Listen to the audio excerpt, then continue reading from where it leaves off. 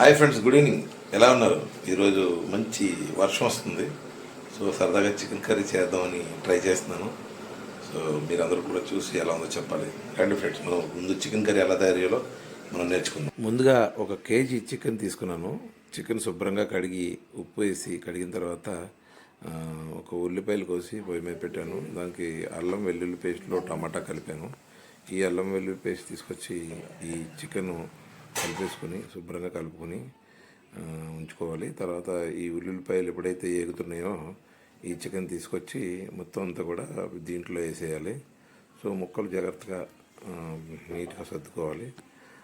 అది అవుతుండగానే మనం జాగ్రత్తగా దీంట్లో కొంచెం పెరుగు వేసుకొని శుభ్రంగా మిక్స్ చేసుకోవాలి. పెరుగు ముందన్న వేసుకోవచ్చు, లేదంటే పొయ్యి మీద పెట్టిన తర్వాత వేసుకోవచ్చు. మీ ఇష్టం, అది ప్రాబ్లం లేదు. పెరుగు కలుపుకుంటే కొంచెం తొందరగా ఉడుకుతుంది. ముక్క కొంచెం బాగా బాయిల్ అవుతున్న ఉద్దేశంతో పెరుగు కలిపాము.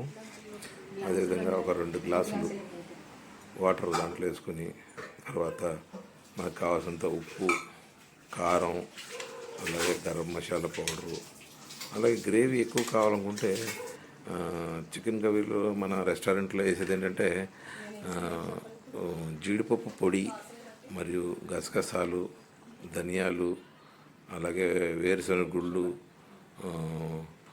నెక్స్ట్ మనకి వీటితోని జస్ట్ మిక్సీలో ఆడుకుని నువ్వులు కూడా కలుపుకొని ఆ పౌడర్ కూడా వేస్తే కొంచెం గ్రేవీ ఎక్కువ వస్తుంది. మనం ధనియాల powder, masala powder, garam masala powder ఇవన్నీ కామన్గా వేసుకుంటాం కాబట్టి గ్రేవీ కావాలంటే అలాగా మనం తయారు చేసుకోవచ్చు. సో ఇప్పుడు చూసారు కదా, ఇది నెంటిలతో తయారు చేసిన కదా మనకి గుమగుమలాడి మనకి చికెన్ కర్రీ రెడీ అయిపోయింది. చూద్దాం టేస్ట్ ఎలా ఉందో. సూపర్ ఉంది, చాలా బాగుంది, అద్భుతంగా. Thank you. సబ్స్క్రైబ్.